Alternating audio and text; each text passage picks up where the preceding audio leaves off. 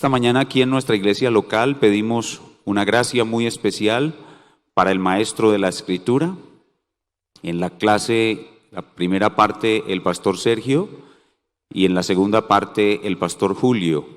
Oramos por el hermano que va a presidir el culto, oramos por el coro, por el canto congregacional, por el acompañamiento y la dirección del canto congregacional, nuestras ofrendas materiales y todo lo que vamos a hacer en este día que te sea del todo agradable, olor grato delante de ti. Vamos pues esta mañana a esta primera sesión, la enseñanza de clase bíblica. Pedimos tu gracia y tu dirección en el nombre del Señor Jesús. Amén. Les invito a abrir sus Biblias en Primer Libro de Reyes, capítulo 20, en el verso 35 al 46. Primer Libro de Reyes, capítulo 20, versos 35 y 36. Continuamos en el territorio del profeta del fuego. Elías es el profeta del fuego. Continuamos en el territorio del profeta del fuego. Nuestro texto para el día de hoy es los versículos 35 y 36 de Primero de Reyes 20. Sin embargo, para recuperar el contexto, este texto comenzamos a estudiarlo la semana pasada. Para recuperar el contexto, yo voy a leer del 30 al 43. Y luego voy a repetir el 35 y el 36, que será nuestro texto para el día de hoy. Un texto difícil de aceptar, no de entender, pero sí de aceptar. Entonces vamos a leer del 30 al 43 para retomar el contexto. Dice así la palabra de Dios. Los demás huyeron a Afec, a la ciudad, y el muro cayó sobre 27,000 hombres que habían quedado. También Ben-Hadad vino huyendo a la ciudad y se escondía de aposento en aposento. Le dijeron: he aquí, hemos oído de los reyes de la casa de Israel que son reyes clementes. Pongamos pues ahora cilicio en nuestros lomos y sogas en nuestros cuellos y salgamos al rey de Israel a ver si por ventura te salva la vida. Ciñeron pues sus lomos con cilicio y sogas a sus cuellos y vinieron al rey de Israel y le dijeron: tu siervo Ben-Hadad dice: te ruego que viva mi alma. Y él respondió: si él vive aún, mi hermano es. Esto tomaron aquellos hombres por buen augurio y se apresuraron a tomar la palabra de su boca y dijeron: tu hermano Ben-Hadad vive. Y él dijo: id y traedle. Ben-Hadad entonces se presentó a Acab y él le hizo subir en un carro.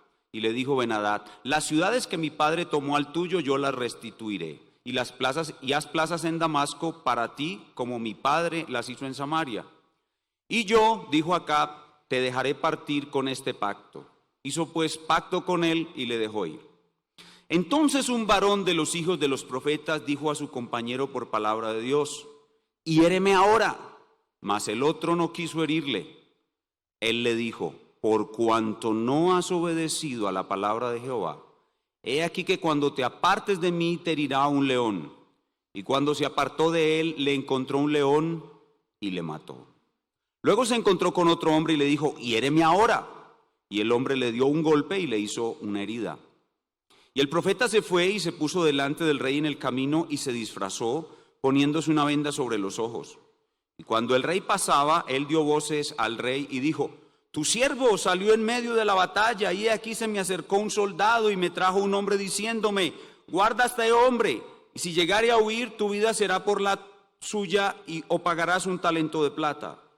Y mientras tu siervo estaba ocupado en una y en otra cosa, el hombre desapareció. Entonces el rey de Israel le dijo: esa será tu sentencia, tú la has pronunciado. Pero él se quitó de pronto la venda de sobre sus ojos, y el rey de Israel conoció que era de los profetas. Y él le dijo: así ha dicho Jehová, por cuanto soltaste de la mano el hombre de mi anatema, tu vida será por la suya y tu pueblo por el suyo. Y el rey de Israel se fue a su casa, triste y enojado, y llegó a Samaria. Todo comienza en el Monte Carmelo. En Primero de Reyes capítulo 18, versículo 21, el gran profeta Elías le dice al pueblo: ¿hasta cuándo claudicaréis vosotros entre dos pensamientos? Después de aquello, el pueblo no unificó su corazón. Y por tanto Dios lo coloca en una alternancia de castigos y misericordias utilizando a los sirios. En 2 ocasiones los castigó y tuvo misericordia de ellos, los rescató. Y en medio de eso los sirios blasfeman contra Dios diciendo: Jehová es Dios de los montes y no de los valles. Dios se enoja grandemente con los sirios y decide eliminarlos. Los declara anatema. Acab, quien debía ejecutar el castigo y matar al rey de los sirios, desobedece y decide perdonar al rey que Jehová había condenado, es decir, preserva el anatema. Por lo cual Dios lo sentencia a la muerte junto con el pueblo que es igual a él. Y para anunciarle el castigo al rey Acab y al pueblo, Jehová escoge a un estudiante de la escuela de profetas dirigida por Elías. Probablemente este era un estudiante de esta escuela. Lo escoge para comunicarle la sentencia a Acab por medio de un dramatizado, una acción dramatizada. Y allí es donde aparece nuestro pasaje. Vamos a leer de nuevo los versos 35 y 36, que son nuestro pasaje para el día de hoy. Entonces un varón de los hijos de los profetas dijo a su compañero por palabra de Dios: hiéreme ahora. Mas el otro no quiso herirle. Él le dijo: por cuanto no has obedecido a la palabra de Jehová, he aquí que cuando te apartes de mí, te herirá un león. Y cuando se apartó de él, le encontró un león y le mató. ¿Por qué aparece este incidente en este punto de la historia inmediata? Porque lo que hace el profeta desobediente es muy similar a lo que hizo Acab al no matar al rey de Siria. Acab decidió perdonar al que Dios había condenado. Acab se creyó más bueno que Dios. ¿Por qué aparece este incidente en la historia más amplia de la redención? Porque estamos viendo a lo largo del relato en Primero de Reyes la desobediencia a Dios a todo nivel. Desobediencia a Dios de parte del pueblo, desobediencia a Dios de parte del rey, desobediencia a Dios de parte del profeta. Y por tanto, el castigo de Dios para todo nivel. Castigo de Dios para el pueblo, castigo de Dios para el rey, castigo de Dios para el profeta. Por tanto, el atributo de Dios que domina esta sección de la Biblia es su severidad. La severidad de Dios. En nuestro pasaje vemos la severidad de Dios como un instrumento para evitar la desobediencia y lograr salir del corazón dividido, lo cual es útil para nosotros hoy. En el pasaje se ve la severidad de Dios con el pueblo, la severidad de Dios con el rey, la severidad de Dios con los sirios y por último la severidad de Dios con el profeta desobediente. Y recordemos que estamos en el territorio del profeta del fuego. Y estos asuntos de la severidad de Dios nunca son bienvenidos, ni por incrédulos, ni por creyentes. Pero Dios, por medio de este incidente, muestra lo importante que es para su pueblo aceptar la severidad de Dios. El tema, pues, de nuestro pasaje es la desobediencia de un profeta a la palabra de Dios y su severo castigo inmediato como demostración de la tendencia humana generalizada a rechazar lo que no entiende de Dios y la severidad de Dios. Voy a repetirlo. El tema de nuestro pasaje es la desobediencia de un profeta a la palabra de Dios y su severo castigo inmediato como demostración de la tendencia humana generalizada a rechazar lo que no entiende de Dios y la severidad de Dios. Y el título que le hemos puesto a nuestra enseñanza en el día de hoy está entre comillas: los hombres más buenos que Dios. Los hombres más buenos que Dios. ¿Quiénes son los hombres más buenos que Dios en nuestro pasaje? Obviamente, el profeta desobediente y el rey Acab. Y para estudiar nuestro pasaje vamos a dividirlo en dos secciones. Lo primero que vemos en nuestro pasaje es cómo Dios desenmascara, abro comillas, al hombre más bueno que Dios, cierro comillas, verso 35. Dios desenmascara al hombre más bueno que Dios. Y en segundo lugar vemos cómo Dios castiga, entre comillas, al hombre más bueno que Dios, versículo 36. Son dos sencillos puntos que veremos brevemente. Y ya estamos ubicados en un momento de la historia de Israel. Estamos más o menos en el año 900 antes de Cristo. Y luego vamos a viajar en la máquina del tiempo hasta el siglo I para ver a Cristo en nuestro pasaje. Y luego viajaremos al siglo XXI para aplicarlo a nuestras vidas. Comencemos con nuestro primer punto. Dios desenmascara, entre comillas, al hombre más bueno que Dios. Y comencemos leyendo la primera frase del versículo 35. Dice, entonces un varón de los hijos de los profetas. Un varón de los hijos de los profetas. Muy probablemente estos hijos de los profetas son los sobrevivientes de la matanza que realizó la reina Jezabel, la sanguinaria. Hombres en Israel llamados y preservados por Dios para ser profetas. Como ya dije, probablemente miembros de la escuela de profetas de Elías. Continúa diciendo el texto. Dijo a su compañero.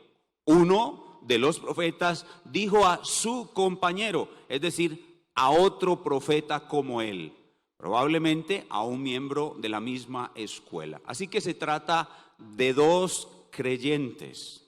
Probablemente este compañero estaba allí en la escuela, pero nadie conocía verdaderamente su teología. Estaba allí en la escuela, pero nadie conocía verdaderamente su teología. Pero por medio de este incidente, Dios va a dar a conocer lo que este hombre realmente piensa en su corazón. Continúa diciendo el pasaje. Dijo a su compañero, por palabra de Dios. Por palabra de Dios. Es decir, para los dos profetas era obvio que lo que el primer profeta había dicho venía de la boca de Dios. ¿Y qué fue lo que salió de la boca de Dios? Continúa diciendo el texto, hiéreme ahora. Es decir, en este instante Dios te manda a ti, mi hermano, compañero profeta, que me causes una herida. Qué extraña orden. Pero venía de Dios, había que obedecerla.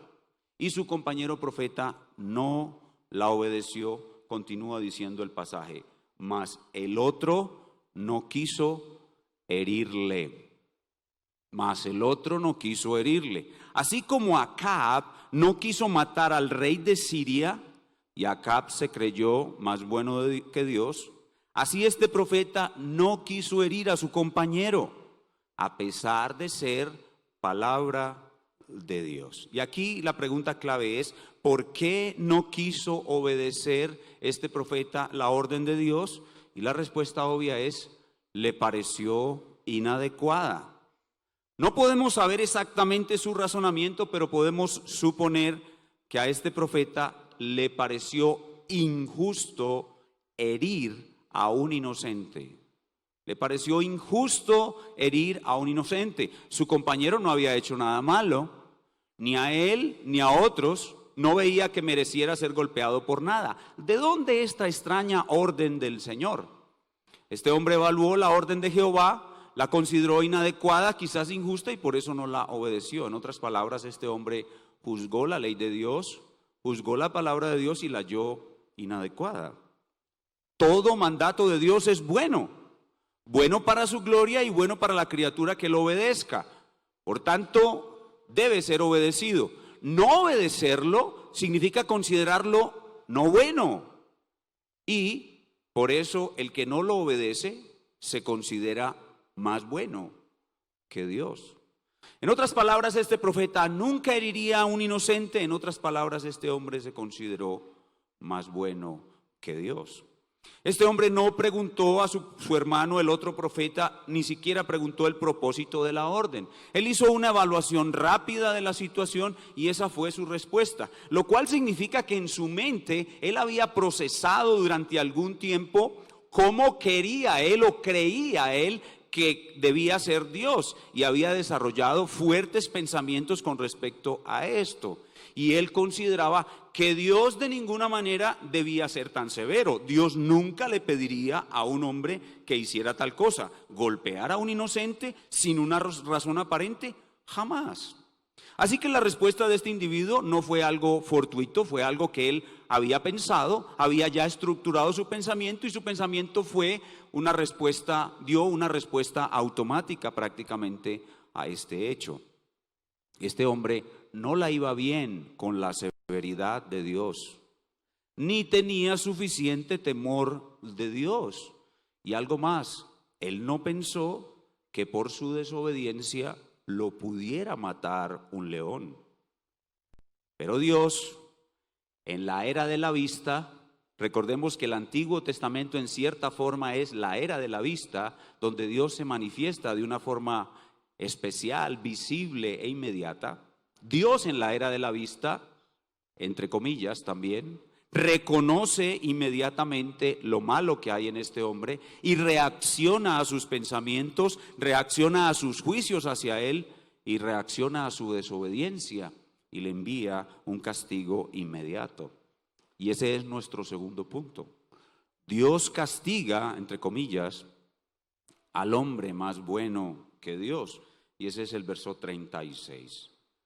Él le dijo: por cuanto no has obedecido a la palabra de Jehová, he aquí que cuando te apartes de mí, te herirá un león. Y cuando se apartó de él, le encontró un león y le mató. ¡Uf! ¿Qué pasó aquí? ¿Por qué este juicio tan rápido y aparentemente tan severo?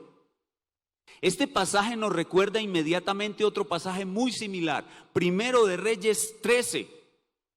Hay otro profeta allí que vive las mismas circunstancias. Es el mismo tipo de hombre, un profeta, y es el mismo tipo de castigo, ejecutado por un león. La asociación de estos dos pasajes nos muestra claramente a quién va dirigido este mensaje. En primer lugar, a los pastores.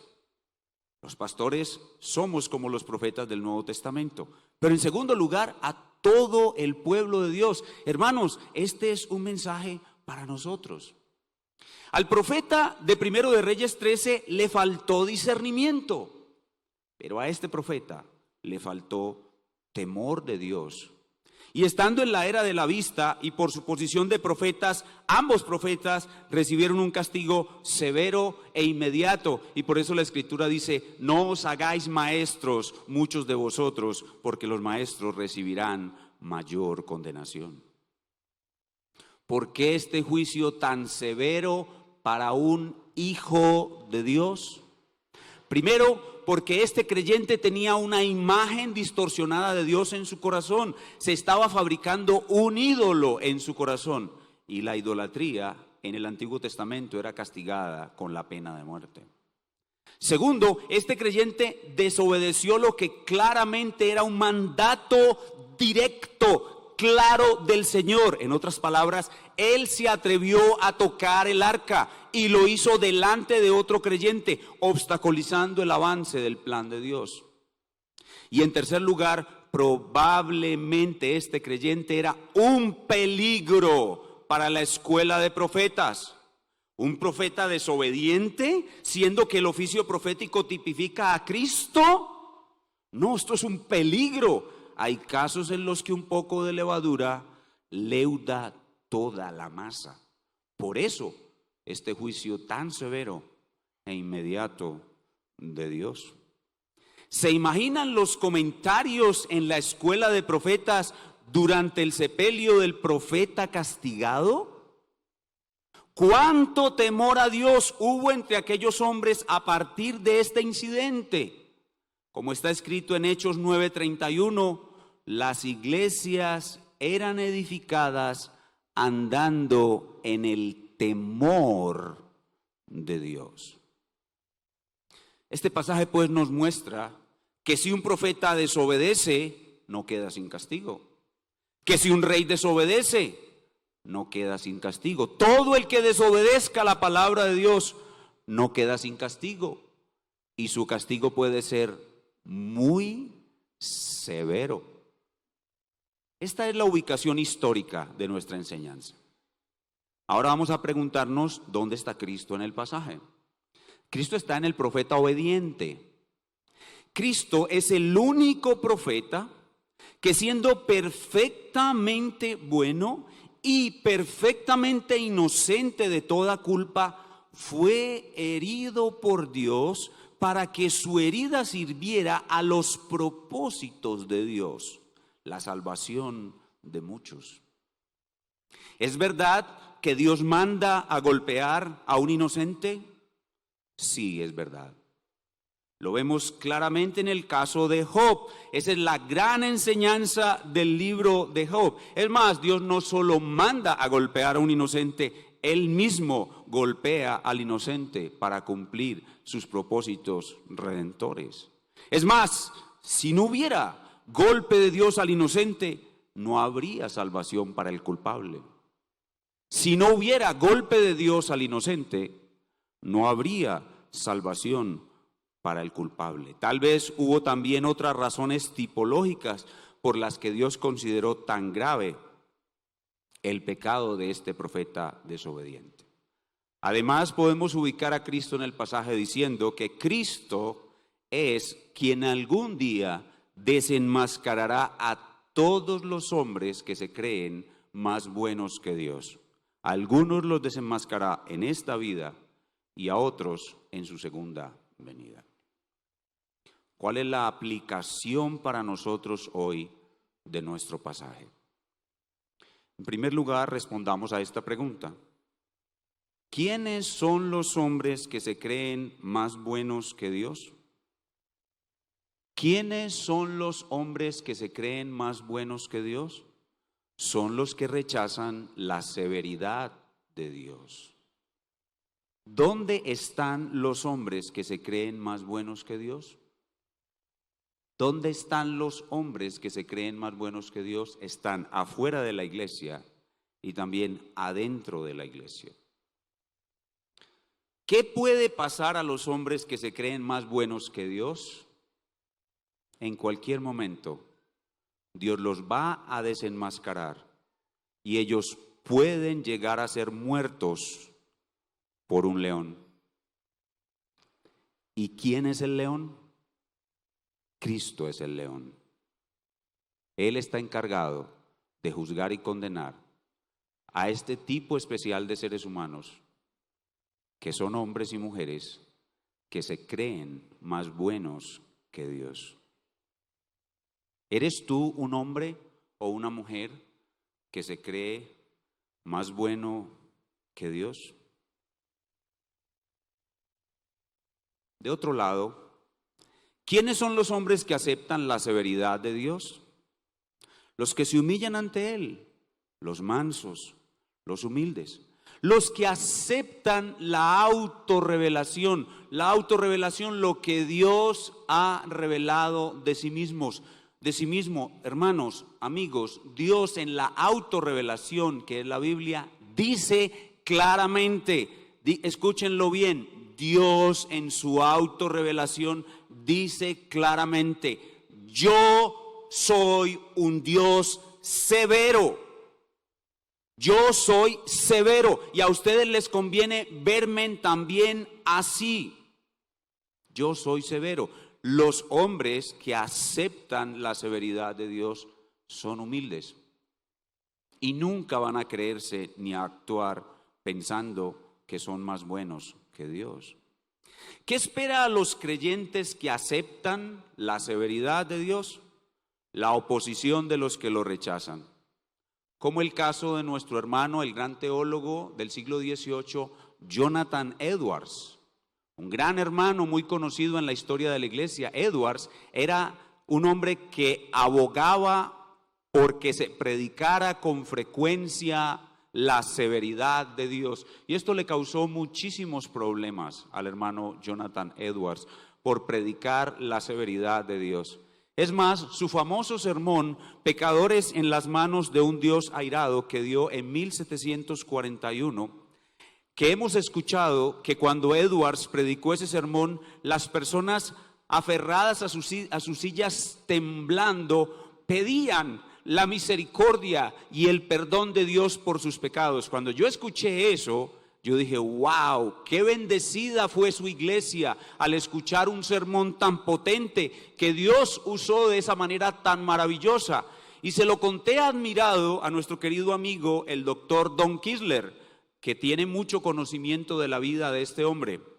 Para sorpresa mía, el doctor Kisler me confirma que Edwards no dio ese sermón en su iglesia porque ya lo estaban rechazando demasiado, pues sus sermones eran como fuego y azufre y la congregación lo rechazaba. Su congregación de Northampton rechazaba cuando Edwards predicaba sobre la severidad de Dios. Ese famoso sermón de Edwards, pecadores en las manos de un Dios airado, que fue tan usado por Dios, él no lo dio en su propia congregación, sino en otra ciudad llamada Enfield. Así que todos los que creen y aceptan la severidad de Dios recibirán el rechazo y la oposición incluso de sus propios hermanos de la iglesia. ¿Qué representó para este profeta obediente hacer lo que la palabra de Dios, aceptar la severidad de Dios? Representó ser herido, ser golpeado por otros, y esta es una realidad que debemos aceptar. La palabra de Dios nos llama a negarnos a nosotros mismos. Hermanos, vamos a ser golpeados. Dios va a permitir que seamos golpeados por creyentes y por inconversos, y debemos aceptarlo. Hermanos, debemos aceptar la severidad de Dios. El Dios del Antiguo Testamento es demasiado severo. Jesús, el Dios del Nuevo Testamento, no es severo, decía un famoso hereje de los primeros siglos de la iglesia llamado Marción y sus amigos que subsisten hasta el día de hoy. No les gusta el Dios del Antiguo Testamento y dicen que Jesús no es severo como el Dios del Antiguo Testamento. No, mis hermanos. La bondad de Dios es la bondad de Jesús. La severidad de Dios es la severidad de Jesús. Y ambas son necesarias para ser un cristiano saludable y una iglesia saludable. Ambas son necesarios para tener un corazón unificado. Algunos se preguntarán, si son iguales la bondad y la severidad de Dios en Jesús, ¿por qué hoy en día no vemos estos castigos inmediatos tan severos? La respuesta es sencilla, porque ahora estamos en la era de la fe. En la era de la vista, en el Antiguo Testamento, estos castigos surgían fácilmente porque Dios quería ser visto, pero ahora Dios no quiere ser visto. Ahora Dios está oculto en la era de la fe. Pero la bondad de Dios y la severidad de Dios, la bondad de Jesús y la severidad de Jesús siguen siendo la misma por siempre, porque Él es el mismo hoy, ayer y por los siglos. Hermanos, el tierno e inofensivo Jesús dijo a Pedro, no le explicó primero, mira Pedro, en este instante tú estás siendo usado por Satanás, lo que voy a decir a continuación no es contra mí, no es contra ti, yo nunca te diría tal cosa. No, Jesús le dijo a Pedro, apártate de mí, Satanás. El tierno e inofensivo Jesús le dijo a Pedro, apártate de mí, Satanás. El tierno e inofensivo Jesús le dijo, incluyendo a sus discípulos, oh generación incrédula y perversa, ¿hasta cuándo estaré con vosotros? ¿Hasta cuándo os he de soportar? El tierno e inofensivo Jesús utilizó palabras muy severas contra los fariseos. Les dijo generación de víboras, sepulcros branqueados, en un sermón que quedó escrito en Mateo 23. Léanlo, por favor. El tierno e inofensivo Jesús, airado con un azote, purificó 2 veces el templo. El tierno e inofensivo Jesús aparece en Apocalipsis 1 con ojos como llama de fuego. Y el tierno e inofensivo Jesús le dice a la iglesia de Laodicea, los tibios los vomitaré de mi boca. Y a otra iglesia le dice, si no te arrepientes, te heriré de muerte. Y muy pronto el tierno e inofensivo Jesús dirá, apartaos de mí, malditos, al fuego eterno a todos los que resisten su evangelio, a todos los que se niegan a creer en él. Él es un cordero que es como un león, y un león que es como un cordero. Y nos conviene disfrutar tanto de su amor como temerle. Jesús es un rey para la guerra como David, y es un rey para la paz como Salomón. Él es un profeta de fuego como Elías y un profeta ayudador como Eliseo. Por eso, para ser una iglesia saludable y un cristiano saludable, tenemos que sostener la simetría de Jesús. La simetría de Jesús, la simetría de Dios. ¿A qué nos referimos cuando hablamos de simetría?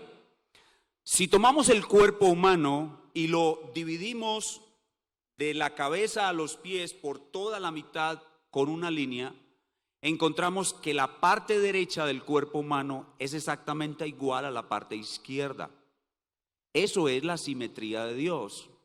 Eso es la simetría de Jesús. La bondad de Dios está tan presente en él como su severidad. Por eso él dice: mirad la bondad y la severidad de Dios. Hay muchos pasajes que muestran su bondad y tú los aceptas fácilmente. Pero este que acabamos de estudiar y muchos otros pasajes te muestran su severidad, lo cual no vas a aceptar fácilmente. Pero cuando la aceptes, serás un mejor cristiano y podrás tener un corazón unificado. Todos los hombres que rechazan la severidad de Dios tienen un concepto más alto de sí mismos. Están siendo engañados por su corrupto corazón y en el fondo de su corazón tienen pensamientos que los hacen más justos, más sabios y más buenos que Dios.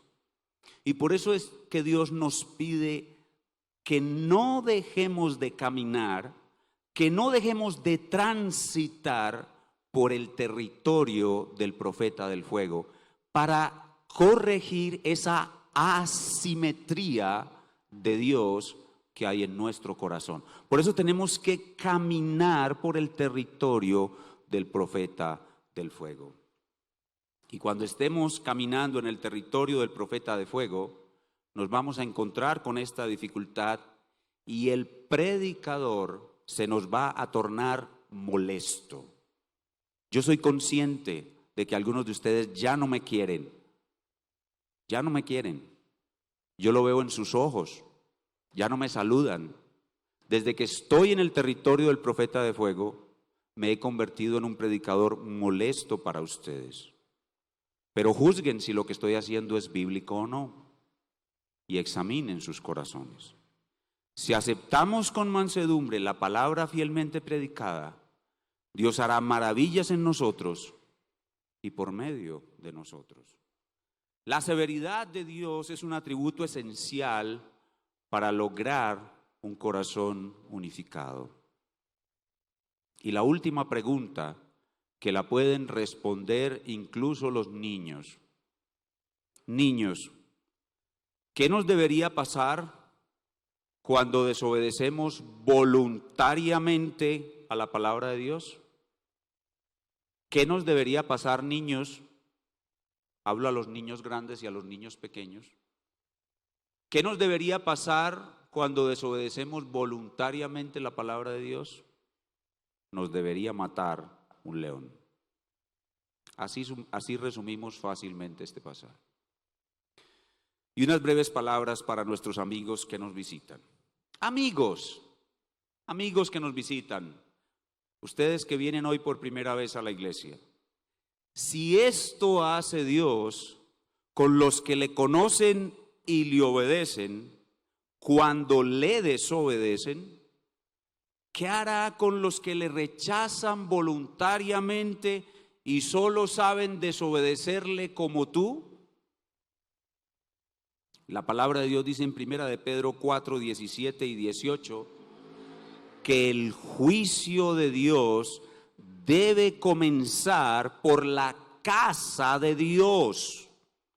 Y si el justo con dificultad se salva, ¿en dónde quedará el impío y el pecador?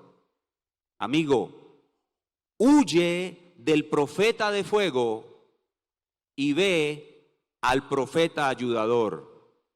Los dos son la misma persona. Vamos a orar. Nuestro Dios, te damos gracias también por estas porciones de la Biblia que son difíciles de aceptar. Y te damos gracias porque tú con ellas moldeas nuestra alma para producir en ella la simetría tan necesaria en nuestro conocimiento de Dios. Miles de millones de personas en el mundo inconversas rechazan la severidad de Dios, pero también muchísimos dentro del pueblo de Dios la rechazan y tienen un concepto asimétrico de Dios. Gracias porque tú por tu Espíritu esculpes y equilibras nuestro corazón, quitando todo desbalance. Es absolutamente necesario que entremos en esta simetría para poder despojarnos del corazón dividido y pasar a ser un ejército de corazones unificados. Ayúdanos mientras transitamos por el territorio del profeta del fuego a enfrentar esta dificultad. Pruébanos, ve si hay en nuestros corazones desequilibrio y corrígelo, purifica nuestros corazones y haz que nosotros realmente seamos la imagen de Dios en la tierra, una imagen balanceada, una imagen equilibrada, una imagen simétrica. Que prediquemos tanto la bondad de Dios como la severidad de Dios. Y que creciendo en el temor de Dios, las iglesias de Cristo sean edificadas. Porque la santidad realmente se perfecciona, no en el amor, no en la bondad de Dios, sino en el temor. Pero dura es esta palabra. ¿Quién la podrá soportar? Ayúdanos a nosotros mientras transitamos por este territorio difícil a salir puros, limpios y purificados, equilibrados, te lo rogamos. En el nombre del Señor Jesús. Amén.